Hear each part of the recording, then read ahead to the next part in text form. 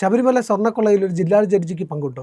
അത് അന്വേഷണ സംഘം പറയേണ്ടതാണ്. പക്ഷേ ഒരു ജില്ലാ ജഡ്ജിയുടെ പങ്ക് അത്ര നിഷ്കളങ്കമല്ല എന്ന് അന്വേഷണ സംഘം കണ്ടെത്തിയിട്ടുണ്ട്. അദ്ദേഹത്തെ ചോദ്യം ചെയ്യാൻ ഇപ്പോൾ സെൻട്രൽ കേരളയിൽ, മധ്യ കേരളത്തിലെ ഒരു ജില്ലയിലെ ജില്ലാ ജഡ്ജിയായിട്ടിരിക്കുന്ന ആളെ ചോദ്യം ചെയ്യാൻ ഒരു ചോദ്യാവലി പ്രത്യേക അന്വേഷണ സംഘം തയ്യാറാക്കിയിട്ടുണ്ട്. ആ ചോദ്യാവലി ഹൈക്കോടതിയിൽ കാണിച്ച് ഹൈക്കോടതിയുടെ അനുവാദം തേടിയതിന് ശേഷം, ചോദ്യാവലി കാണിക്കുമെന്ന് എനിക്കറിയില്ല, ഹൈക്കോടതിയുടെ അനുമതി തേടിയതിന് ശേഷം പ്രാക്ടീസിങ് ഇപ്പം നിലവിൽ ജില്ലാ ജഡ്ജിയായിരിക്കുന്ന ആളെ ചോദ്യം ചെയ്യാനാണ് പ്രത്യേക അന്വേഷണ സംഘം നീങ്ങുന്നത് എന്നാണ് വിവരം. അപ്പോൾ നമ്മൾ ഈ രാഷ്ട്രീയക്കാരുടെയൊക്കെ പേര് പറയുന്നുണ്ട്. രാഷ്ട്രീയക്കാരും ഉദ്യോഗസ്ഥരും ചേർന്നിട്ട് ശബരിമലയിൽ കോടിക്കണക്കിന്, കോടാനുകോടിയുടെ കൊള്ള നടത്തിയിരിക്കുന്നു. ശബരിമല അയ്യപ്പൻ്റെ വിഗ്രഹം പോലും കൊള്ളയടിക്കപ്പെട്ടിട്ടുണ്ടോ എന്ന് സംശയിക്കുമാറുള്ള കൊള്ളയാണ് ഇപ്പോൾ പുറത്തു വന്നുകൊണ്ടിരിക്കുന്നത്, ദൈനംദിനം പുറത്തു വന്നുകൊണ്ടിരിക്കുന്നത്. നേരത്തെ പറഞ്ഞ ദ്വാരപാലക വിഗ്രഹങ്ങൾ മാത്രമല്ല, അവിടുത്തെ മറ്റു പാളികൾ, വ്യാളി രൂപങ്ങൾ, ഗണപതി രൂപം, അങ്ങനത്തെ രൂപങ്ങളൊക്കെ ഉൾപ്പെടെ എല്ലാം, പ്രഭ ഉൾപ്പെടെ എല്ലാം പോയി എന്നാണ് പറയുന്നത്. വാജിവാഹനമില്ല, ഭഗവാന്റെ രുദ്രാക്ഷമാലയിലെ രുദ്രാക്ഷങ്ങളില്ല, അങ്ങനെ പലതും നഷ്ടപ്പെട്ടിരിക്കുന്നു. ഇതെല്ലാം വ്യാപകമായി ആസൂത്രിതമായി നടത്തിയിരിക്കുന്ന കൊള്ളയാണ്. ഇത്തരം സംഭവങ്ങൾ തടയുക എന്നുള്ളത് ശബരിമല സ്പെഷ്യൽ കമ്മീഷണറുടെ ജോലിയാണ്. ഹൈക്കോടതിയാണ് ഒരു ജില്ലാ ജഡ്ജിയെ ശബരിമലയുടെ സ്പെഷ്യൽ കമ്മീഷണറായിട്ട് കാലങ്ങളായി നിയമിച്ചു വരുന്നത്. കേരളത്തിലെ ഒരു ക്ഷേത്രത്തിലും അങ്ങനെയില്ല. ശബരിമലയെ സംബന്ധിച്ച് ശബരിമലയുടെ കേസുകൾ കൈകാര്യം ചെയ്യാൻ, ദേവസ്വത്തിൻ്റെ കേസുകൾ കൈകാര്യം ചെയ്യാൻ ഹൈക്കോടതിയിൽ ഒരു ബെഞ്ച്, ദേവസ്വം ബെഞ്ച് എന്നറിയപ്പെടുന്നൊരു ബെഞ്ചുള്ളതുപോലെ തന്നെ ആ ബെഞ്ചിൻ്റെ നിർദ്ദേശപ്രകാരം, എനിക്ക് തോന്നുന്നു ജസ്റ്റിസ് പരിപൂർണൻ സ്വാമി ജില്ലാ ജഡ്ജി, ഹൈക്കോടതി ജഡ്ജിയായിരുന്ന കാലം മുതലാണോ എന്നൊരു സംശയമുണ്ട്. സബ്ജക്റ്റ് ടു കറക്ഷൻ, ശബരിമലയ്ക്ക് ഒരു സ്പെഷ്യൽ കമ്മീഷണറെ നിയമിക്കുന്നത്, ഒരു ജില്ലാ ജഡ്ജിയെ നിയമിക്കും. അവിടെ നടക്കുന്ന ജില്ലാ ജഡ്ജിക്ക് ദേവസ്വം ബോർഡിൻ്റെ തീരുമാനങ്ങൾ പരിശോധിക്കാം, എല്ലാ കാര്യങ്ങളും ഉറപ്പുവരുത്താം. അവിടെ നടക്കുന്ന എന്തെങ്കിലും ക്രമവിരുദ്ധമായ കാര്യങ്ങൾ എന്തെങ്കിലും ഉണ്ടെങ്കിൽ അത് ഹൈക്കോടതിയെ അറിയിക്കുക തുടങ്ങിയ കാര്യങ്ങളെല്ലാം ഈ സ്പെഷ്യൽ കമ്മീഷണറുടെ ഉത്തരവാദിത്തമാണ്. അതൊരു ജില്ലാ ജഡ്ജി കൂടി ആകുമ്പോൾ ജുഡീഷ്യൽ പവർ കൂടി ഉള്ളതുകൊണ്ട് അദ്ദേഹത്തിന് എല്ലാത്തിൻ്റെയും മുകളിൽ ഒരു അധികാരം കിട്ടും.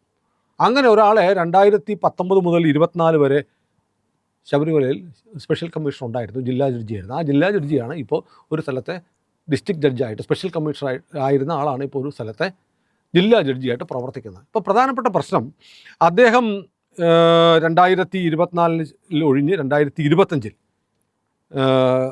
മറ്റൊരു ജില്ലാ ജഡ്ജിയായ ആർ ജയകൃഷ്ണൻ ശബരിമലയിൽ ചുമതല ഏറ്റെടുത്തു സ്പെഷ്യൽ കമ്മീഷണറായിട്ട്. അപ്പോൾ ആ സ്പെഷ്യൽ കമ്മീഷണറായിട്ട് മറ്റൊരു ജില്ലാ ജഡ്ജിയായ ആർ ജയകൃഷ്ണൻ ചുമതലയേറ്റതിന് ശേഷം അദ്ദേഹമാണ് സത്യത്തിൽ ഈ സ്വർണ്ണക്കൊള്ള കണ്ടുപിടിച്ചത്. അദ്ദേഹം നോക്കിയപ്പോൾ 2019 ജൂലൈ 19 ഈ ദ്വാരപാലക ശില്പങ്ങൾ, സ്വർണം പാളികൾ കൊണ്ടുപൊതിഞ്ഞ ദ്വാരപാലക ശില്പങ്ങൾ 19-ാം തീയതിയും മറ്റ് തൂണുകളിലേക്ക് ഉള്ള സ്വർണ്ണ പൂശിയ ഫലകങ്ങൾ 20-ാം തീയതിയും ചെന്നൈയിലെ സ്മാർട്ട് ക്രിയേഷൻസിലേക്ക് കൊണ്ടുപോയതായിട്ട് കണ്ടു. അതിൻ്റെ മകസ്ര തയ്യാറാക്കിയിട്ടില്ല, ഒരു പോലീസിൻ്റെ സുരക്ഷയും ഒന്നുമില്ലാതെ ഉണ്ണികൃഷ്ണ പൂറ്റി കൊടുത്തേക്കായിരുന്നു. അത് ക്രമവിരുദ്ധമാണ്, എല്ലാ ചട്ടങ്ങൾക്കും വിരുദ്ധമായി ഇങ്ങനൊരു സംഭവം നടന്നിരിക്കുന്നുവെന്ന് ഇപ്പോൾ സ്പെഷ്യൽ കമ്മീഷണറായ ജയകൃഷ്ണൻ, ജില്ലാ ജഡ്ജി കൂടിയായ ജയകൃഷ്ണൻ ഹൈക്കോടതിയെ അറിയിച്ചതിനെ തുടർന്നാണ് ഈ സ്വർണ്ണക്കൊള്ള പുറത്ത് വന്നത്. സംഭവം നടന്നത് എപ്പോഴാണ്? 2019. ഇദ്ദേഹം റിപ്പോർട്ട് കൊടുക്കുന്നത് 2025. അപ്പോൾ 2019 മുതൽ 2024 വരെ അവിടെ സ്പെഷ്യൽ കമ്മീഷണറായിരുന്ന ജില്ലാ ജഡ്ജി എന്തുകൊണ്ട് ഇതറിഞ്ഞില്ല? സ്വാഭാവികമായ സംശയമല്ലേ? അദ്ദേഹത്തിന് ശേഷം വന്ന ആൾ അദ്ദേഹത്തിൻ്റെ പീരീഡിൽ നടന്ന ഈ കൊള്ള കണ്ടെത്തി ഹൈക്കോടതിയെ അറിയിച്ചു. ഹൈക്കോടതി പ്രത്യേക അന്വേഷണ സംഘത്തെ രൂപീകരിച്ചു. അന്വേഷണം നടക്കുന്നു. ദേവസ്വം ബോർഡ് പ്രസിഡന്റുമാർ ഉൾപ്പെടെയുള്ളവർ അറസ്റ്റിലായിരിക്കുന്നു. ദേവസ്വം മന്ത്രിയെ ചോദ്യം ചെയ്യുന്നു. രാജ്യം മുഴുവൻ ശ്രദ്ധിച്ച, കേരളത്തിൻ്റെ രാഷ്ട്രീയ ഭാഗധേയം പോലും നിർണ്ണയിക്കുന്ന വലിയ കൊള്ളയായി ശബരിമല കൊള്ള മുന്നിൽ നിൽക്കുമ്പോൾ അതിൽ നമ്മൾ ഓർമ്മിക്കേണ്ടത്, നന്ദി പറയേണ്ടത് സ്പെഷ്യൽ കമ്മീഷണറായ ജില്ലാ ജഡ്ജി ആർ ജയകൃഷ്ണൻ എന്ന് പറയുന്ന മാന്യ വ്യക്തിയാണ്. അദ്ദേഹം അയ്യപ്പൻ്റെ പരമഭക്തനാണ്. അയ്യപ്പൻ്റെ അനുഗ്രഹങ്ങൾ അദ്ദേഹത്തിന് സർവ്വതാ കിട്ടും. കാരണം ശബരിമലയിലേക്കുള്ള പുറലോകം അറിയാൻ കാരണമായത് ഈ മഹത് വ്യക്തിയാണ്. അദ്ദേഹത്തെ മഹത് വ്യക്തി എന്ന് തന്നെ പറയണം. കാരണം ഭഗവാന്റെ മുതൽ മോഷ്ടിക്കപ്പെട്ടു, കൊള്ളയടിക്കപ്പെട്ടു എന്ന് ഇദ്ദേഹം പറഞ്ഞില്ലെങ്കിൽ ലോകം അറിയില്ലായിരുന്നു. അദ്ദേഹത്തെ നമ്മൾ മഹത് വ്യക്തി എന്ന് പറയുമ്പോൾ 2019 ഈ സംഭവം തുറന്ന കാലം മുതൽ 24 വരെ അവിടെ ഉണ്ടായിരുന്ന അന്നത്തെ സ്പെഷ്യൽ കമ്മീഷണറെ എന്തു വിളിക്കും? ഇതൊരു ചോദ്യമാണ്. അദ്ദേഹം ജില്ലാ ജഡ്ജി ആയതുകൊണ്ട് പലർക്കും ഭയമാണ്. പക്ഷേ ഇത് വസ്തുതയാണ്, ഡോക്യുമെൻറ്റ്സാണ്. വസ്തുതകളിരിക്കുന്നു. ദേവസ്വം സ്പെഷ്യൽ കമ്മീഷണറുടെ ചുമതല എന്താണെന്ന് ഹൈക്കോടതി നിർവചിച്ചിട്ടുണ്ട്. ഹൈക്കോടതിയുടെ നിർദ്ദേശാനുസരിച്ച് ബഹുമാനപ്പെട്ട ഹൈക്കോടതി ഭരമേൽപ്പിച്ചിട്ടുള്ള ഉത്തരവാദിത്തങ്ങൾ കാലാകാലങ്ങളിലായി ദേവസ്വം കമ്മീഷണർമാർ പാലിച്ചിട്ടുണ്ട്.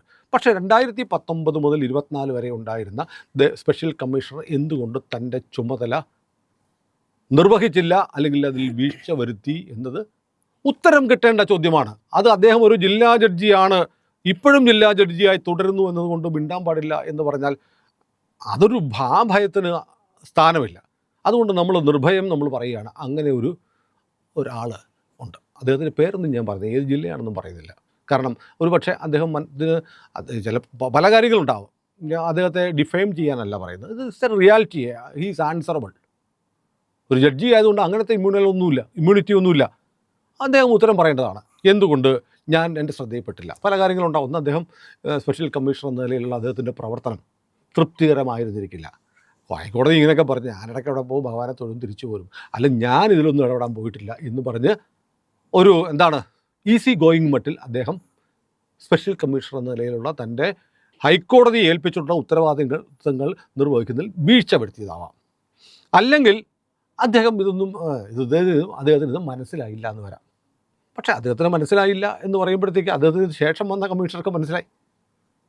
അപ്പോൾ അദ്ദേഹത്തിന് ശേഷം വന്ന കമ്മീഷണറേക്കാൾ ബുദ്ധിയിലും വിവേകത്തിലും പ്രായോഗിക ബുദ്ധിയിലും സൂക്ഷ്മതയിലും ജാഗ്രതയിലും കഴിവിലുമൊക്കെ കുറവുള്ള ആളാണോ? അല്ല. ഒരു ജില്ലാ ജഡ്ജിയല്ലേ.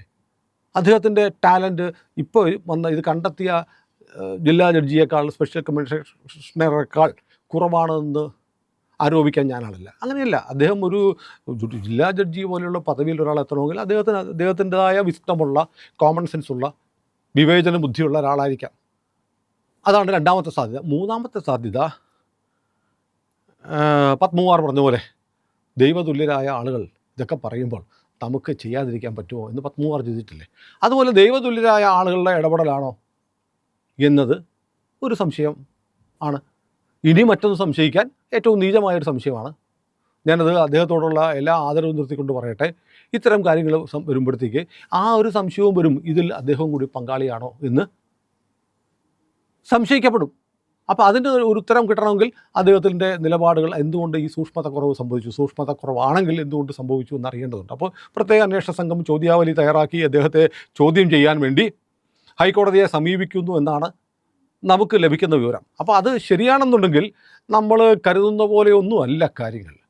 അതിനകത്ത് ഒരുപാട് നമ്മൾ വിചാരിക്കുന്നതിന് അപ്പുറത്തുള്ള മാനങ്ങൾ വരുന്നു എന്നാണ്.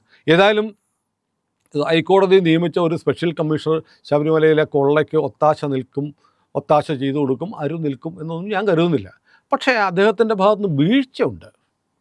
ആ വീഴ്ച അഡ്രസ്സ് ചെയ്യപ്പെടാതിരിക്കാൻ പറ്റില്ല. കാരണം കോടിക്കണക്കിന് വരുന്ന അയ്യപ്പ ഭക്തരുടെ വിശ്വാസത്തെയാണ് അവിടെ ശബരിമലയിൽ ഹനിച്ചിരിക്കുന്നത്.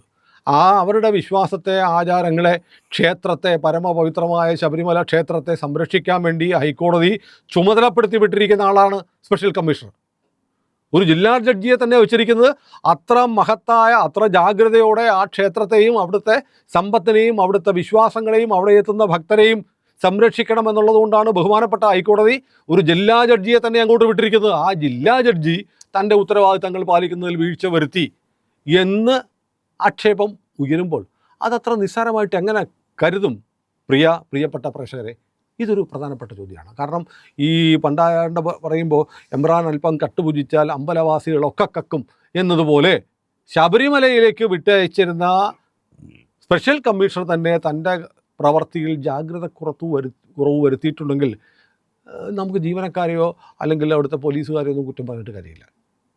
ഇതൊരു ഗൗരവമായ വിഷയമാണ്. ഹൈക്കോടതി, ഞാൻ കരുതുന്നത് പ്രത്യേക അന്വേഷണ സംഘം ഈ സ്പെഷ്യൽ കമ്മീഷണർ വരുത്തിയ വീഴ്ചകളെക്കുറിച്ച് ഹൈക്കോടതിയെ ധരിപ്പിക്കുകയും ഹൈക്കോടതിയുടെ അനുമതി കിട്ടുകയും ചെയ്താൽ ഈ ജില്ലാ ജഡ്ജി പ്രത്യേക അന്വേഷണ സംഘത്തിൻ്റെ ചോദ്യമുനയ്ക്ക് മുന്നിൽ ഇരിക്കേണ്ടി വരും. അപ്പോൾ ഇതൊരു കേരളത്തിലെ ചരിത്രത്തിലെ ആദ്യത്തെ സംഭവമായിരിക്കും. പോലീസ് സംഘം ഒരു ജില്ലാ ജഡ്ജിയുടെ റാങ്കിലുള്ള ഉദ്യോഗസ്ഥരെ ചോദ്യം ചെയ്യാൻ വിളിക്കുക എന്നുള്ളത്. അപ്പോൾ ശബരിമല കൊള്ളയ്ക്ക് ഓരോ ദിവസവും നമ്മൾ അറിയുന്നതിനപ്പുറത്തേക്കുള്ള വ്യാപ്തി ഉണ്ടായിക്കൊണ്ടുവരികയാണ്. ഏതായാലും ബഹുമാനപ്പെട്ട ഹൈക്കോടതിയാണ് സ്പെഷ്യൽ കമ്മീഷണർമാരെ നിയമിക്കുന്നത്. ഹൈക്കോടതി നിയമിച്ച ഒരു സ്പെഷ്യൽ കമ്മീഷണർ തന്നെയാണ് ഈ കൊള്ള കണ്ടെത്തിയിരിക്കുന്നത്. ഒരിക്കൽ കൂടി ഞാൻ കേരളത്തിലെ മുഴുവൻ കേരളത്തിലെ ലോകത്തെമ്പാടുമുള്ള മുഴുവൻ അയ്യപ്പ ഭക്തരുടെയും പേരിൽ ബഹുമാനപ്പെട്ട ഹൈക്കോടതി നിയമിച്ച ആർ ജയകൃഷ്ണൻ എന്ന് പറയുന്ന സ്പെഷ്യൽ കമ്മീഷണറായ ജില്ലാ ജഡ്ജിക്കും അയ്യപ്പ ഭക്തന്മാരുടെ പേരിൽ ശിരസ് നമിച്ച് ഒരു നമസ്തേ പറയാൻ നമ്മൾ ആഗ്രഹിക്കുകയാണ്. കാരണം അങ്ങനെയുള്ള ആളുകൾ ഉള്ളതുകൊണ്ടാണ് ഈ ക്ഷേത്രത്തിൽ നടന്ന കൊള്ളയെക്കുറിച്ച് നമ്മൾ അറിയാൻ കഴിയും. നമ്മളത് കൃതജ്ഞതയുള്ളവരായിരിക്കണം. അദ്ദേഹത്തെ ജയകൃഷ്ണന് അയ്യപ്പസ്വാമിയുടെ എല്ലാ അനുഗ്രഹങ്ങളും ഉണ്ടാവട്ടെ. അതോടൊപ്പം തന്നെ വീഴ്ച വരുത്തിയ ആളുകൾ എന്തുകൊണ്ട് വീഴ്ച വരുത്തി എന്ന് പരിശോധിക്കാനുള്ള നടപടി ഉണ്ടാവണം. അത് പൊതുസമൂഹത്തോട് പറയുകയും വേണം. ഈ വീഴ്ച വരുത്തിയ ജഡ്ജിക്ക് പേരിലൊരു അന്വേഷണം വന്നാൽ അത് SITക്ക് നേരിട്ട് നടത്താൻ കഴിയുമോ? ഒരു ജില്ലാ ജഡ്ജി പറ്റും തീർച്ചയായിട്ടും പറ്റും. പക്ഷേ അത് ഹൈക്കോടതി അതുകൊണ്ട് ഹൈക്കോടതിയിലെ അറിയിച്ചിട്ട് ഹൈക്കോടതിയുടെ അനുവാദം തേടിയിട്ട് ചോദ്യം ചെയ്യാൻ വേണ്ടി ചോദ്യാവലി തയ്യാറാക്കുന്നു എന്നാണ് ഇപ്പോൾ പുറത്തു വരുന്ന വിവരങ്ങൾ. ഏതായാലും നമുക്ക് അതിൻ്റെ വിശദാംശങ്ങൾ കാത്തിരിക്കാം. ഇത് ഒരുപക്ഷെ ഇത് നിങ്ങളോട് പറയാൻ ഇന്ത്യ ലൈവ് മാത്രമേ ഉണ്ടാവുള്ളൂ. കാരണം നമ്മൾ ഉത്തരവാദിത്വത്തോടെ പറയുന്നതാണ്. ഇന്ത്യ ലൈവ് ഇങ്ങനെ മറ്റുള്ളവർ പറയാത്ത വാർത്തകളാണ് നിരന്തരം ലക്ഷക്കണക്കിനായ പ്രേക്ഷകരുടെ മുന്നിലേക്ക് എത്തിച്ചുകൊണ്ടിരിക്കുന്നത്. ഇത് പറയാൻ ഞങ്ങൾക്ക് നിങ്ങളുടെ സഹായം വേണം. അത് നിങ്ങൾ സഹായിക്കേണ്ടത് മുമ്പ് ഞാൻ പറഞ്ഞിട്ടുള്ളതുപോലെ നമ്മുടെ ചാനലിൻ്റെ ലോഗോയിലൊന്ന് വിരലമർത്തിയാൽ നമ്മുടെ സബ്സ്ക്രിപ്ഷൻ ബാർ തെളിഞ്ഞു വരും. അവിടെ സബ്സ്ക്രിപ്ഷൻ ബാറിലൊന്ന് വിരലമർത്തി സബ്സ്ക്രൈബ് ചെയ്ത് തൊട്ടുപുറത്തുള്ള ബെല്ലൈക്കണും കൂടി ഒന്ന് അമർത്തി നിങ്ങൾ ഞങ്ങളെ സഹായിച്ചാൽ മറ്റുള്ളവർ മറച്ചു വയ്ക്കുന്ന പറയാൻ ഭയപ്പെടുന്ന വാർത്തകൾ നിരന്തരം നിങ്ങളോട് പറയാൻ ഞങ്ങൾക്ക് കഴിയും.